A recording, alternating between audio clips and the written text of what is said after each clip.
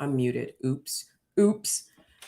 We have Marlon in the house, TikTok star, YouTube star, 50,000 followers with 90 videos, and I have over 500 videos and only 5,000 followers. You got to tell me what I'm doing wrong. I need some help here. I need some help for real, for real. Anyway, guys, y'all, I am happy some of you are on time. I appreciate that.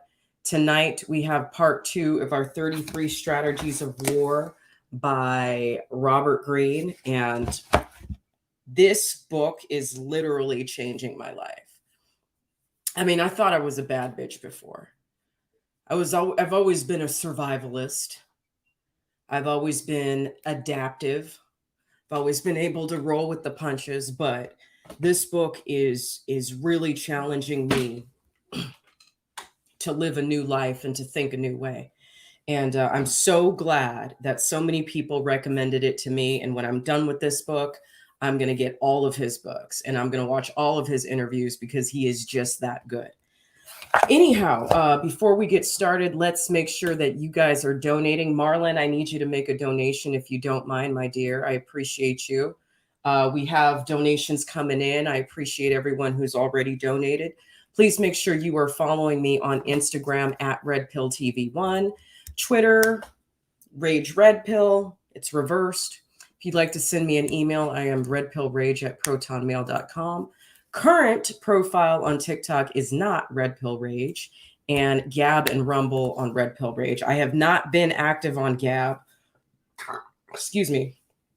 Finances have been tight, but I'm hustling right now so I can afford the $100 subscription so I can live stream on Gab as well. And guys, I'm sorry to tell you this. I'm getting a little bit sick of you guys bitching about censorship. I'm getting a little bit sick of it. You know that Gab is available to us. You know that Andrew Torba has really put together a technology that is safe for us. And yet none of you are on there. So you have to understand, we as conservatives, we have to create an alternate society. We need our own social media. We need our own entertainment, which I would be happy to provide. I mean, we could have conservative housewives. Okay. We could have conservative bachelor and bachelorette. We could have, conservative MTV.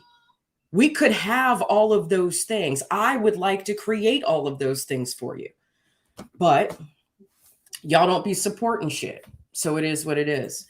Do not forget, I'm going to keep pushing you guys for those donations. We have until Friday. The deliverables are ready. Okay. So in addition to the original photography, and if you want to watch the live stream from last night, in addition to the original photography that I'm offering you as a gift, as a thank you gift for donating to my friend Zach and his wife and his child. Zach is currently one of our Boondock Saints sitting in prison for being in the wrong city on the wrong day. Ex-Marine, good man, being politically persecuted for standing up for us. So we need to take care of his wife and his 2 daughters. Okay. This isn't about me. The money doesn't go to me. The money goes to his wife directly into her pocket. Make sure you visit www.defendzach.com. Take a screenshot of your receipt and send it to me. You can also Cash App $ Zach is innocent. Okay. That's a lot. All right. So, we are going to go through this chapter, and I just want to preface one thing. As much as I would like to read this entire book to you guys, this is a very thick book, and the print in this book is very small. Okay. It would be a copyright violation for me to read the entire book to you. Okay. I can't do that. I'm going to read one chapter from part 1. I'll read 2 chapters from part 2. No, 1 chapter from part 2. I'll read 1 chapter from part 3. I'll read 2 chapters from part 4 and 2 chapters from part 5. And that is the most I can do. And because I can get sued for doing what I'm doing, but you guys need this. So I'm going to fucking do it anyway. And I don't know if I can persuade Robert Greene not to sue me. I will definitely try. Anyhow, part 1. It's 4 chapters, and it's called Self-Directed Warfare. Now, I find this to be really, really, what's the word I'm looking for? It disrupts you. This chapter definitely disrupts you. It makes you feel, it makes you look at things. Hey, LJ. Hey, Jason. Okay, LJ made a gab. Good. Good.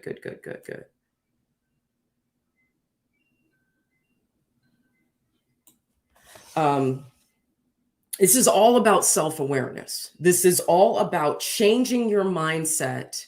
These chapters are about changing your mindset and evaluating the way that you approach problems. And I think this is so good for the Patriots because we need to be strong-minded. We need to be very strong-minded in terms of approaching ourselves, okay, and approaching our own problems, because what I see, especially on TikTok, is nothing but whining fucking babies. Now, Marlon, you can back me up on this. If you are that soft that if the Heathers talk about you, you want to go on some rampage, that means you are easily angered. And people who are easily angered are trigger happy. Okay? Like a lot of the people who came for Kingery, they're fucking trigger happy because they haven't done their own self-work. I ain't going to say no names because I've met a lot of them. They haven't done the work to manage their emotions. And if they have done the work to manage their emotions, they certainly don't know how to cope or express things in a healthy way. Y'all over here worried about the Heathers, and you worried about Tizzy, and you worried about RXs, and you worried about Dinesh, and you worried about so-and-so. Misfit Patriot is the perfect example of that. His whole y'all can tell him I said that shit. I'm live streaming on TikTok too, by the way. Y'all go tell him what I said about him. I live in Austin. He lives in San Antonio. He can pull up if he has a fucking problem with me. Bitch ass motherfucker. We put him on the front lines first. That's the type of person, we put them on the front lines first so they can get killed first. Because you know what? They are distractions. They are distracted. They are distractions to others. They don't have their priorities straight. This motherfucker want to try to sue. He want to try to sue Modern Warrior when we got all kinds of work that we need to be doing to save this country. He's an idiot. And any of y'all that follow him, you can tell him what I said. Tell him what I said with his special ed ass. And y'all following behind people who is special ed. Y'all following behind people who don't have mental maturity. You're following behind people who have psychological and personality disorders. I'm sick of it. Yet y'all don't want to spend no money. You don't want to donate anything. By the way, Jason, can you make a donation? LJ, can you make a donation? If so, let me know what your pledge will be. We need to get clear. We need to get in control. We need to not be ready to go on a rampage when some fucking liberal tells us to go kill ourselves, or who trolls us and insults the way that we look or calls us names. We need to be bigger than that. We need to be better than that. We need to be immune to insult, because people getting insulted is a waste of very precious energy that we can be using for more. Okay? Okay. I need everyone who's here to get your pen and paper out. And if you don't have a pen and paper, please screenshot. I typed up the notes for you. Okay? I typed up the notes for you. I'm doing a lot of work here. So let's not waste this time together. LJ, what can I put you down for? What kind of pledge can I put you down for? Can you do 20?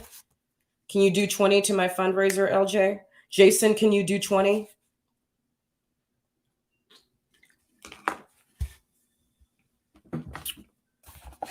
I'm going to get right before we start.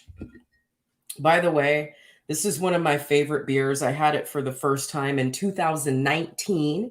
This is Four Corners Brewing Company out of Dallas, Texas. This is called Local Buzz. It is the Honey Rye Golden Ale. This is honestly one of the best beers I've ever had. 5.2%, 20 IBU. LJ, thank you, handsome. Appreciate you. We got LJ down for 20. Jason, can you do 20? Marlon, can you do 20? Okay. Beautiful color. Lots of flavor. That rye flavor comes out. That Texas honey, spicy Texas honey flavor comes out real nice. Look at that color. Isn't that beautiful? Nice. And this is a damn good beer. This is my second one.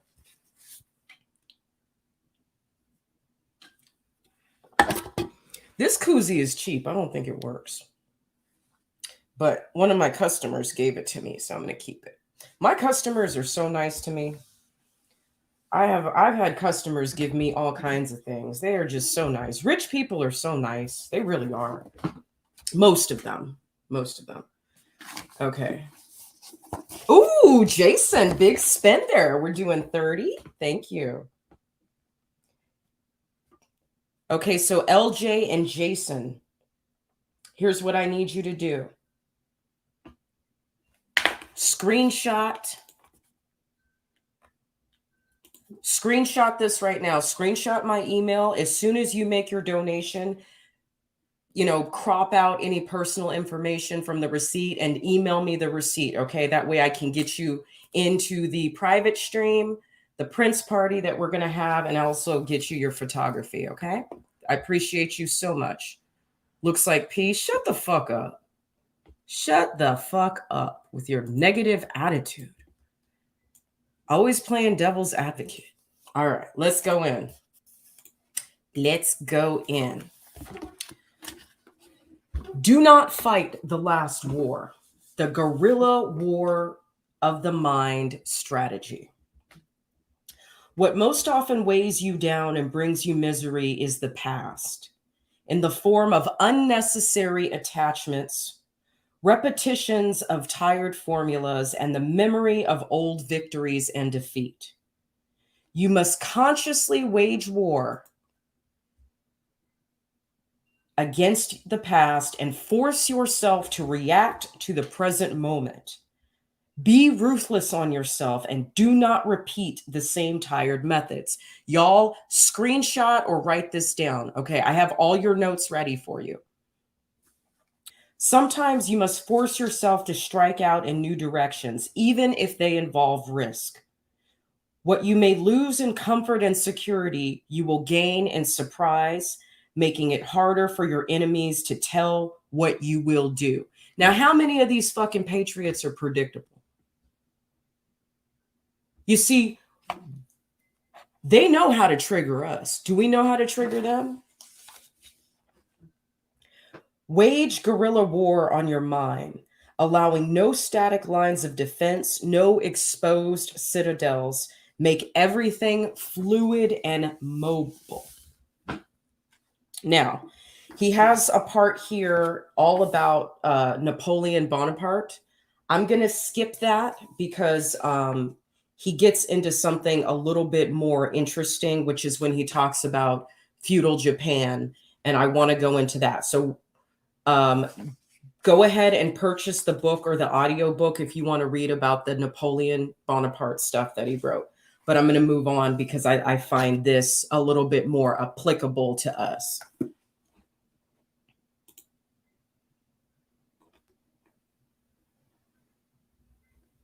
Send you the link. The link is right there. Look in the bottom of the page. It's www.defendzac.com, or you can cash app Zach is innocent. Everything is right there at the bottom of the page, my dear. Thank you. All right. The present war. In 1605, Miyamoto Musashi, a samurai who had made a name for himself as a swordsman at the young age of 21, was challenged to a duel. The challenger, a young man named Matashi Chiro, forgive me if I can't pronounce these Japanese names, came from the Yoshioka family, a clan renowned for swordsmanship. Earlier that year, Musashi had defeated Matashi Chiro's father, Ginzamon, in a duel. Days later, he had killed Ginzamon's younger brother in another duel. The Yoshioka family wanted revenge. Musashi's friends smelled a trap in Matashi Chiro's challenge and offered to accompany him to the duel. But Musashi would arrive way behind schedule as usual. And one of them, I'm sorry, I skipped something. But Musashi went alone. In his earlier fights with the Yoshiokas, he had angered them by showing up hours late. This time, though, he came early and hid in the trees. Matashi Chiro arrived with a small army. Musashi would arrive way behind schedule as usual, one of them said. But that trick won't work with us anymore. Confident in their ambush, Matashi Chiro's men lay down and hid in the grass. Suddenly, Musashi leaped out from behind his tree and shouted, "I've been waiting long enough. Draw your sword." In one swift stroke, he killed Matashi Chiro and then took a position at an angle to the other men. All of them jumped to their feet, but they were caught off guard and startled. Instead of surrounding him, they stood in a broken line. Musashi simply ran down the line, killing the dazed men one after another in a matter of seconds. Musashi's victory sealed his reputation as one of Japan's greatest swordsmen. He now roamed the country looking for suitable challenges. In one town, he heard of an undefeated warrior named Baiken, whose weapons were a sickle and a long chain with a steel ball at the end of it. Musashi wanted to see these weapons in action, but Baiken refused. The only way he could see them work, Baiken said, was by fighting in a duel. Once again, Musashi's friends chose the safe route. They urged him to walk away. No one had come close to defeating Baiken, whose weapons were unbeatable. Swinging his ball up in the air to build up more momentum, he would force his victim backward with a relentless charge, then hurl the ball at the man's face.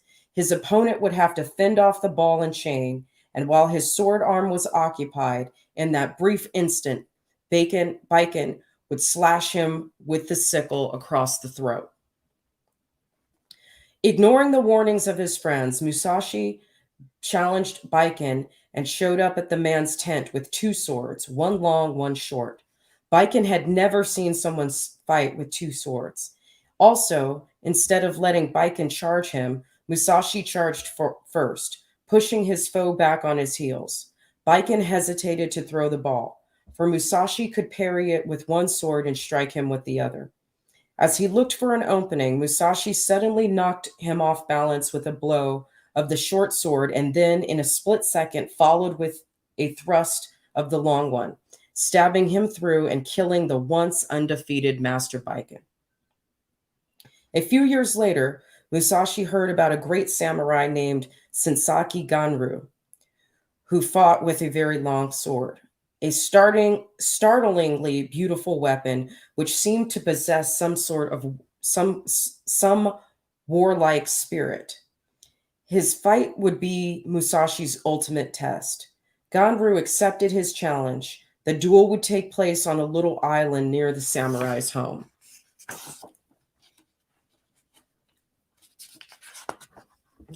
On the morning of the duel, the island was packed. A fight between such warriors was unprecedented. Ganru arrived on time, but Musashi was very late.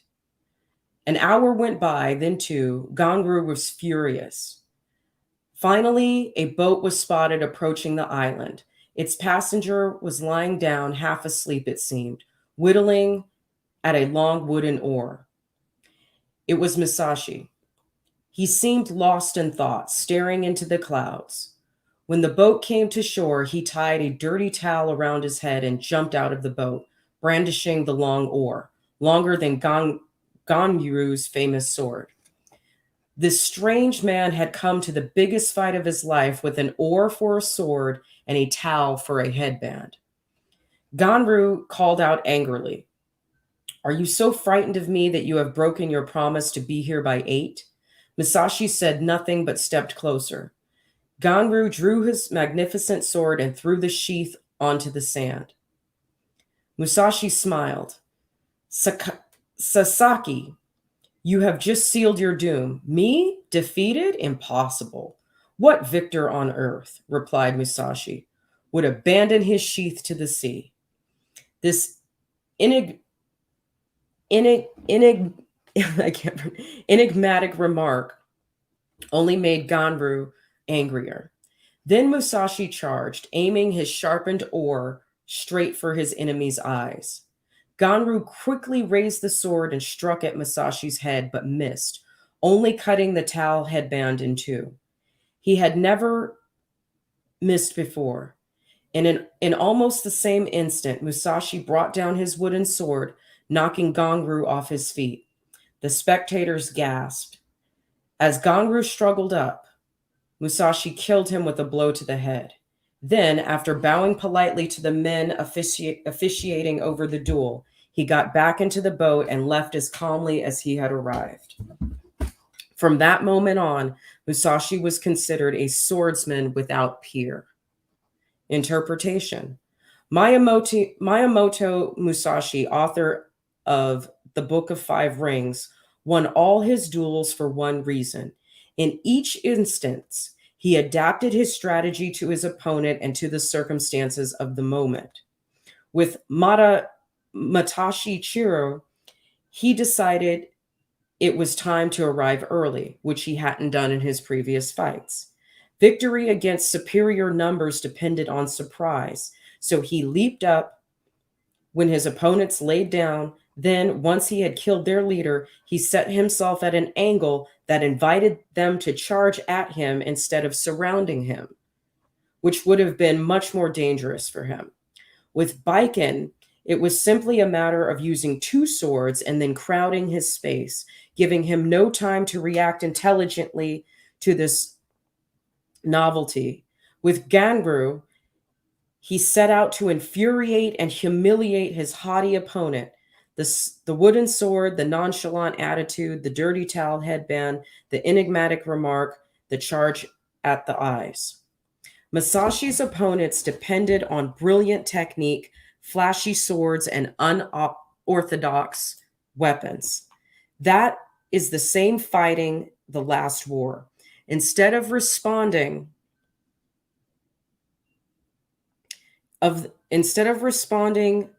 to the moment. They relied on training, technology, and what had worked before. Musashi, who had grasped the essence of strategy when he was still very grasped the essence of strategy when he was still very young, turned their rigidity into their downfall. Now,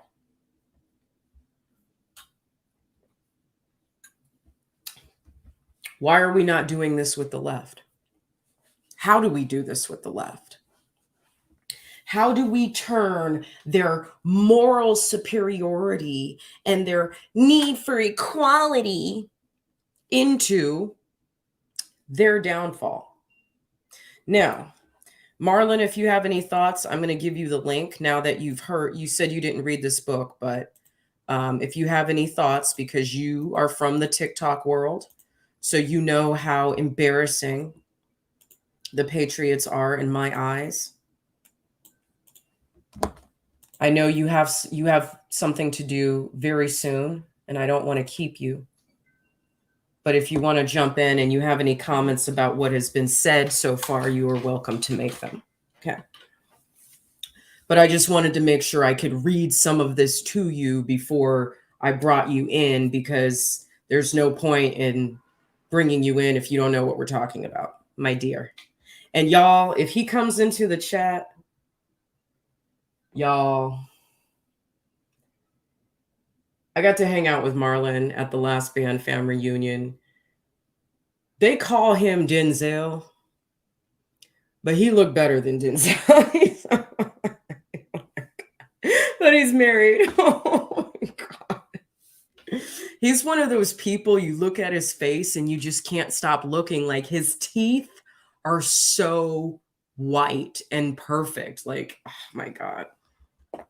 Okay. Oh, there's a PDF. Yeah, if you guys, Jason, can you put the link to the PDF in the chat so that you guys could read along with me? Hi, Marlon. How's it going? Good. Good. Do you have Good. any thoughts? Yeah, I mean, I've read some of that thing before, just not the whole book. And I did find a PDF for free. I tried putting the link in the chat, but it wouldn't register for some reason. Oh, okay. It's kind of odd. Probably because it doesn't take links from weirdos like myself. I don't know. There's a reason why I left TikTok. Okay, there's a reason why I left TikTok, and the reason is the pettiness that exists between people I thought were above pettiness. Um, I don't mind banter. I don't mind banter, and I don't mind insults back and forth. I really don't. But this complaining about you doxing me and me doxing you, or you calling me a name or another name, then just retaliate with a name. I don't get the problem with. I don't get it. I really don't. I mean, I'm trying to think of why it could possibly be the way it is. But hey, it is what it is. It really is. I'll give you the link I found here in the chat here with us, the Okay. private chat, and that way you can share it. Okay, that's the link I found. I already downloaded it. I'll read it between now and tomorrow. But it sounds a lot like Art of War anyway. Well, this is I mean, this book is actually dedicated in the very beginning. He dedicates, let me see, to Napoleon, Sun Tzu, the goddess Athena, and my cat Brutus. So yeah, but he's the Art of War doesn't incorporate a lot of real life examples, No, no, it but doesn't. and military history, but this one is. So I really appreciate Robert Greene's commitment to authenticity and commitment to, as we say on TikTok, bringing the receipts. Hmm. And I just think it's really cool. So I'm going to keep going. And Yeah, but you could, the receipts huh? thing on TikTok is different than the receipts that he's kind of dealing with. I think we've taken this childish kindergarten, elementary approach on TikTok anymore. To see, I remember you said, "Look, I show you where you said it." Like, who the hell cares what he said? I mean, if you don't, okay, look, I still follow. all of the people on both sides of this whole nonsense that's been happening on the right, this infighting, I follow all of them still, okay? Because I don't have a dog in the fight. Yeah, I'm me not neither. I'm not part of it. I'm staying on the outside of that sucker. I want nothing to do with it at all. I will watch and I will laugh Yeah, me too. because look, I'll follow them on Instagram. I'm not gonna need the TikTok. I left certain groups because of it. They had me in chat groups, and I left certain chat because I don't want to hear it all the time. And Yeah. if I don't, what I do is I mute it. And if it happens in ones I'm already in, or I just mute it for a bit and I just ignore it. I got bigger fish to fry, Yeah, and exactly. that's just not one of them. But with the approach that this book is offering, it is a very mature approach. Very But mature. you're not gonna get people to do it because they're not what? Mature. So Basically. good luck with trying to get them to do things that are mature because they're not there. I No, don't they're not. get. I thought we were. I thought the people that were conservative were the grown-ups in the room, but apparently I was. It's like Rugrats, I guess. We're more like Rugrats than we are like Exactly. anything else. I'm waiting to see Charlie. Exactly. Where's Charlie? Exactly. Very immature. There's and that's, you use the word immature, I use the word soft. They That too. just soft. That too. They soft with each other, they soft with Antifa, they soft with the left. It's all talk, no action items. All talk, no self-reflection. All talk, no Hmm. observation. All talk, no temperance. Yeah. All Yeah. talk, no strategy. And I got bored with it a long time ago. And with my newest profile, I just decided, you know what, I'm gonna just stay. Well, I already had Misfit Patriots name in my mouth. Y'all could tell him, I don't give a fuck. But I just use him as an example of how truly bottom of the barrel we had, like what type of people we have on this side who are so they're like cats with the The laser on the laser. wall. You say, "Oh, look what Tizzy said." They all rush over there. "Oh, look what Dinesh said." Oh, they all rush over there. "Look what RX has said. Look what this person said." Like, guys, stop. We've got patriots in jail.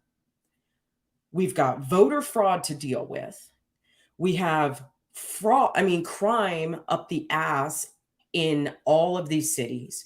We've got indoctrination of children, grooming them for pedophilia. Okay. We got some more serious shit to deal with than what so and so said about so and so. And it gets old. Yeah, that's why Oh, I left TikTok. It's not a big enough platform for me to make a difference. It really isn't because no, there's so it's not. many. Like, okay, if I wanted to go after the whole idea of the child trafficking ring, that's a worldwide issue. I know 100% factual that TikTok would stop it from getting away. They wouldn't let it get out. They'd censor it. It'd be low, and so I can't, I can't deal with it there. So the platforms I'm on work right now, and they're working just fine. Like tomorrow morning, I was hoping to get African Hippie Oh, I um, love her. on my show because I wanted to ask her a couple of questions about Kenya because I'm talking about Kenya and how similar, and you would be, you probably know, but insane the similarity between the nation and the slums here in America, the black community, the so-called ghetto, and Kenya. It is when I say Nairobi, it's just Nairobi in particular. It is a insane copycat of what the government will do, and black people in charge, by the way, of it, and how badly they're living and how much money they have. Yeah. And I can't talk about that stuff on TikTok. The trolls will just get all my videos removed. So I'll do it on a bigger platform. So that's why I left TikTok. I want to be able to actually it be worthwhile, you know. You want to be effective. You don't want to Yeah, just bitch. And that's what yeah, I've been doing since day one of my YouTube channel. And yes, you're right. The thing about being a conservative is that you have to spread yourself very thin and it gets exhausting. I'm on Twitter. I used to be on Parler. I had a pretty good following on Parler. Like, I went viral on Parler because Gavin McGinnis or echoed one of my posts. Gavin McGinnis loves me, by the I way. like him. Yeah, He likes me. he had my video on one time and he never gave me credit for it. Oh, Yeah, my very first video that I ever had that went a million on Facebook. He put it up on his on one of his band shows, The and uncensored, the censored yeah, TV. and I was like, oh, okay, and I wrote him, and he never gave me credit for it. Well, he's a busy man. He I could have gotten my apologize. name out. This was 2 or 3 years ago now. You know what I'm saying? So still a little saucy about that one, but I'll let it slide. You know, Yeah, I better please not see forgive him. him. I better Forgive not see him him. on my behalf. Wherever I see him, it's gonna be a misunderstanding. No, I'm just kidding, Gavin. Don't take Okay. it. I'm not gonna But kick you, ass. I've met you in real life. I've met him in real life. I think you could take him. You could beat his ass. I I probably. believe so. I really do. I don't put nothing past Gavin because he look like he don't have a chill bone in his body though. He looked like he would fight dirty. He looked like the kind of He guy would. if if we're in the streets, he'd get in his car and run my ass over. I don't think he'd put that. He'd like, whatever. I'm not gonna fight you with my fists. I'll lose. I'll just run you over. I could see him doing it. I wouldn't blame him. I wouldn't. I would not blame him. Okay. Yes, I'm from the Caribbean, LJ. Yes, I am. Okay. Identify the threats. What are the threats that can be labeled? Threats Antifa, which has faded into the background for now. Oh, Not they'll really. be back. No, they're not in the background though. They'll be back. They're just phased into They a different change shape now. forms. Yeah. They change forms. That's all they do. They call themselves by different names. They wear different colors, but they're still around. Go there. All right, so let's keep going. Okay. His first thought was the gambit. Let me make sure you guys have your notes real quick. His first thought was of the gambit that would take this particular opponent most by surprise. Then he would anchor himself in the moment, having set his opponent off balance with something unexpected, which he would watch carefully, then respond with another action, usually improvised. That would turn mere disequilibrium into death and defeat. Mm-hmm. In preparing yourself for war, you must rid yourself of myths and misconceptions.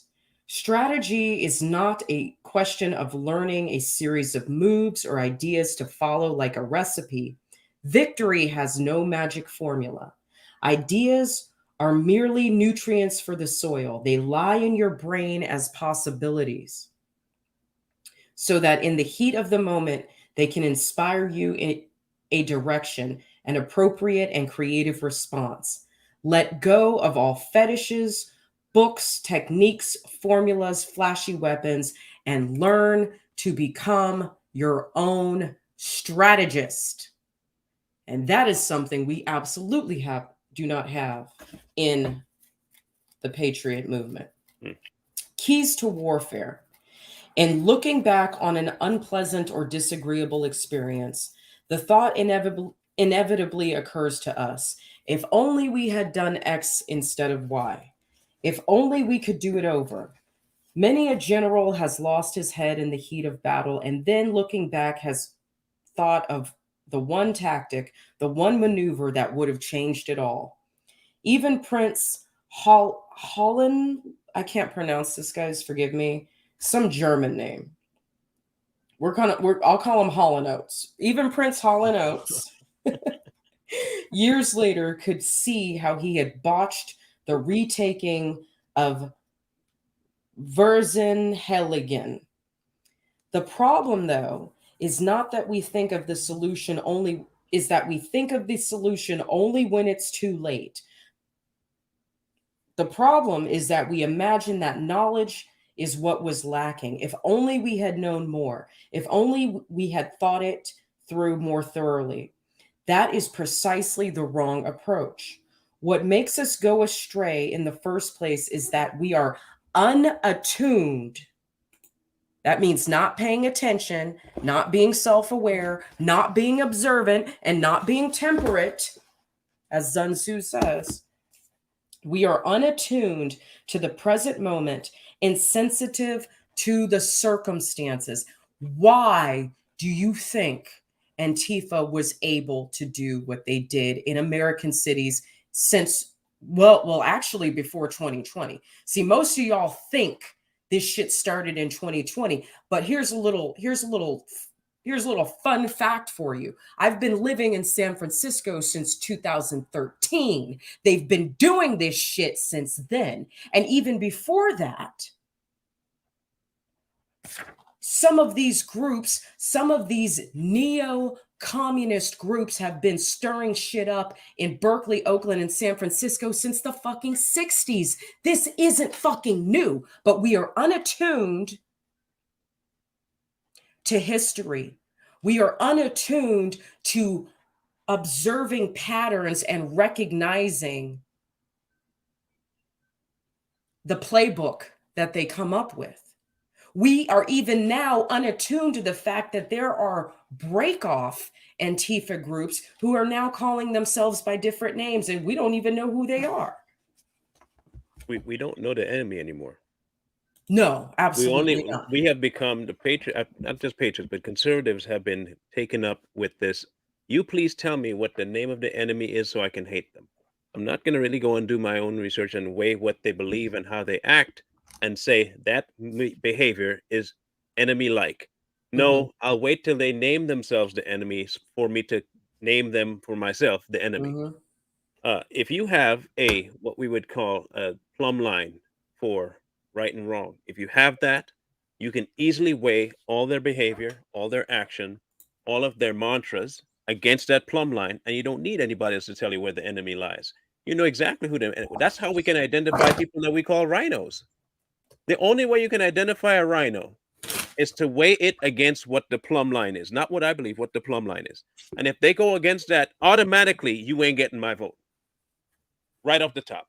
If you even stray from that, you don't even look to me to get that vote. I'm not doing it for you. And for us, the conservatives, we have lost our way completely of because we've been spoon-fed who the enemy is. And the problem with that is now you're depending on the person with the spoon. Yes. And the person with the spoon could easily be the enemy and tell you that, here, this is an enemy. And you're like, oh, really? And you'll eat it. And then you realize, wait a minute. And you know what? Why the infighting is happening? Because the real enemy has given you an idea that this person who is not your enemy is now your enemy, and you take it because you're slow. You know, you're not weighing it against what is real. You weigh it against what they tell you, and you'll never succeed that way because you're not engaging your critical thinking. It's the laser pointer on the wall. It's the laser pointer on the wall, and it's the as Kevin Samuel says, it's a deflection. That's a deflection. We are listening to our own thoughts, reacting to things that happened in the past. Hello, Kingery. Okay, all the motherfuckers that came for him. Well, are you really mad at Kingery, or are you mad at the dude that raped you? Are you mad at the person who sexually assaulted you? What really happened here? It's a deflection. It's a deflection. Applying theories and ideas that we digested long ago, but that have nothing to do with our predicament in the present. More books, theories, and thinking only make the problem worse. Understand, the greatest generals, the most creative strategists, and stand out not because they have more knowledge, but because they are able, when necessary, to drop their preconceived notions and focus intensely in the present moment. That is how creativity is sparked and opportunities are seized. Knowledge, experience, and theory have limitations. No amount of thinking in advance can prepare you for the chaos of life, for the infinite possibilities of the moment. The great philosopher of war, Karl von Clausewitz, called this friction, the difference between our plans and what actually happens. Since friction is inevitable, our minds have to be capable of keeping up with change and adapting to the unexpected. The better we can adapt our thoughts to changing circumstances, the more realistic our responses to them will be. The more we lose ourselves in pre-digested theories and past experiences, and more inappropriate and delusional our response. Okay, it's 8:45 over here. You have 15 minutes before you get ready for your next chat. Do you need to go right now? I got a few more. 5 more minutes? Okay. Yeah. I'm happy you're here. Yeah. Marlon's my real life friend, guys. Yeah, I kind of Marlon's like my her. real Okay. life friend. I kind of like her. Okay, she's okay. What's up, Detox? How are you? Happy to see you here. Okay. No, but if you ever did this on like a weekend, you got all my time. You know what? Usually I have Saturdays off. Usually I'll have Friday, Saturday off. I work 410s, but I've been going back to catering. So I've been like this past weekend, I worked both days. Hustle. Yeah. And then this week, yeah, I'm hustling hard. This weekend I have to work on Saturday. But you know what? When I get my schedule, I'll coordinate something with Yeah, you. for And sure. For we'll sure. plan it out because I'm a Virgo. I'm a planner. I don't like to do things like On the spontaneously fly. Yeah. because it's too hard on people. But I'm happy you're here. Yeah. Like I said, I'll be here whenever you need. It's like I said, but the ones I got is just kind of set in stone already, you know. But No, I want to make sure weekends are you're fully free. So I want to make sure you're on time tonight. But yes, when I get my schedule, I'll let you know. Okay. It can become valuable to analyze what went wrong in the past, but it is far more important to develop the capacity to think in the moment. In a way, you will make far fewer mistakes to analyze. Think of the mind as a river. The faster it flows, the better it keeps up with the present and responds to change. The faster it flows, it also the more it refreshes itself and the greater its energy. Obsessive thoughts, past experiences, whether traumas or successes, hello, Kingery, and preconceived notions are like boulders or mud in the river, settling and hardening there and damming it up. Oh, this, and I just want to say, this is the essence of therapy, especially for those of us who have complex PTSD or PTSD. The ruminating thoughts are damning our potential. They are enclosing us. They are imprisoning us to trauma responses and survival mechanisms that do not serve us in the present moment or in the future. This is the essence of therapy, ladies and gentlemen, right here. Let me read that again. Obsessional thoughts, past experiences, whether traumas or successes, and preconceived notions are like boulders or mud in the river, settling and hardening there and damming it up. And I wish that I had gotten therapy 20 years ago, because my mindset has been so broken and so defeated and so full of victimhood, even after I became a conservative, my first couple years of being a conservative. It has taken so much work to unlock my mind to think in a different way. But God, I'm glad I fucking took that step. I am so glad I did. Thank you, Red Pill. The river stops moving. Stagnation sets in. You must wage constant war on this tendency of the mind. Yes. When you start getting into those thought patterns and start thinking about all the same shit over and over and over again, it's called rumination. It's called limerence. It is not a healthy mindset. It means that you're living, if you're not living in the past, it means you're living in fantasy land. And either one of those two things is very unhealthy. Life in a loop. The first step is simply to be aware of the process and of the need to fight it. The second is to adopt a few tactics that might help you restore the mind's natural flow. Re-examine all your cherished beliefs and principles.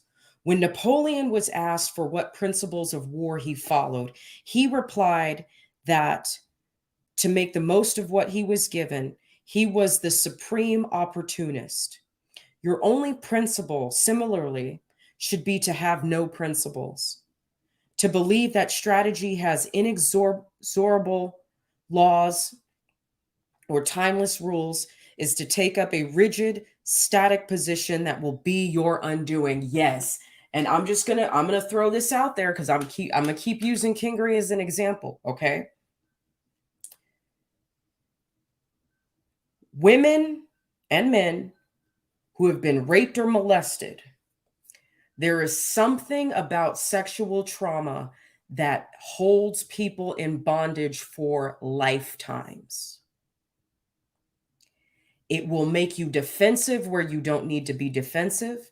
It will make you angry when you don't need to be angry. It will make you think, it will make you trust dangerous people, and it will make you reject people that want to help you and be there for you and who are genuine. Sexual trauma, and I'm just comparing this as an example, keeps your mind bound. And that is the static position that will be your undoing. We got Kevin Samuels, and we got the MGTOWs, and we got the Manosphere, and we got all these men who speak about women in the most disgusting and hateful ways. And a lot of and attacking the behavior of the modern woman. But what they don't understand is that modern women are dealing with more sexual trauma, more exposure to pornography, more unhealthy sexual experiences at younger and younger ages. And that's why these women are out here fucked up and looking for sugar daddies and doing crazy shit and having body counts in the thousands. That's why. And I really wish someone would just stop for a second and make the connection. But, no one's going to do it, so I have to do it. Facts. Okay. Of course, the study of history and theory can broaden your vision of the world, but you have to combat theory's tendency to harden into dogma. Be brutal with the past, with the old ways of doing things. Declare war on sacred cows and voices of convention in your own head. Our education is often the problem. During World War II, the British fighting the Germans in the deserts of North Africa were well trained in tank warfare. You might say they were indoctrinated with theories about it.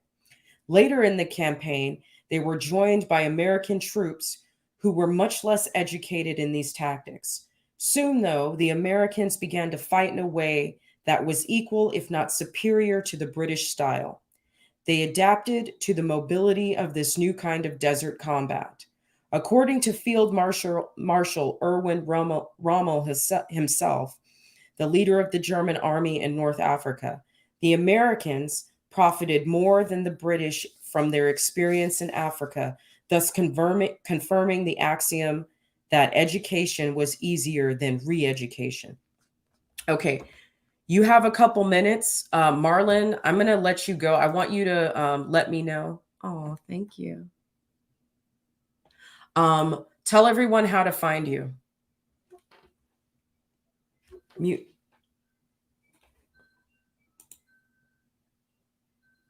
Hold on. You're muted. You're muted. I said, I'm right here. You found me. Start over. Here I am. You found me. Real easy. See? No. What's the name of your YouTube Tell it channel like it again? is. Tell it like it is. Really easy. If you need to find it, find it. Do Tell It Like It Is. Good Night Moon. It's a book that I read for kids so they can go to bed. I love Good Night Moon. Yes, Good Night Moon. I read it, and kids love it. So that'll easily find my channel. The other one is Too Strong on YouTube. The number 2, the word strong. And on Rumble, I'm Tell It Like It Is there too. And that's where I cover all of the adrenochrome stuff and all the stuff I can't talk about on YouTube. Okay. I'm glad you have a Rumble channel. I have Rumble too. Yeah, I go live there all the time.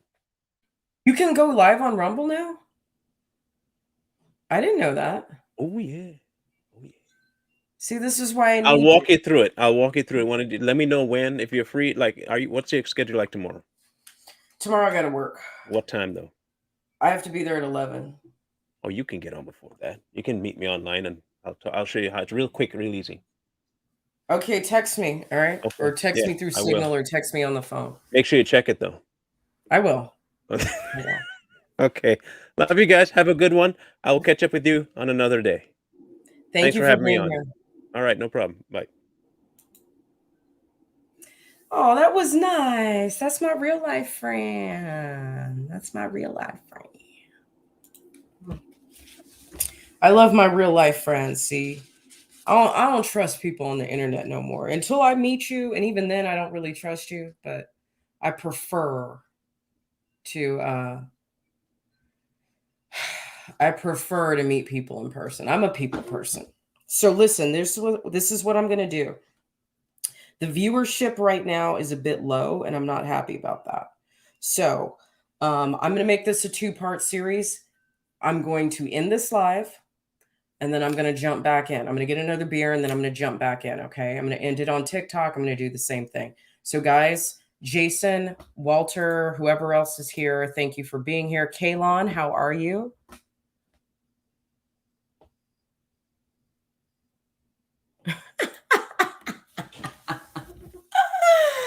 LJ put, fun fact, before his first battle as Commander General, Prince Hollinoaks saw the size of his opponent's forces on the battlefield, he thought to himself, I can't go for that. Oh no, can't do. This is why I love my followers. Like y'all have the same sense of humor that I do, and you're so funny.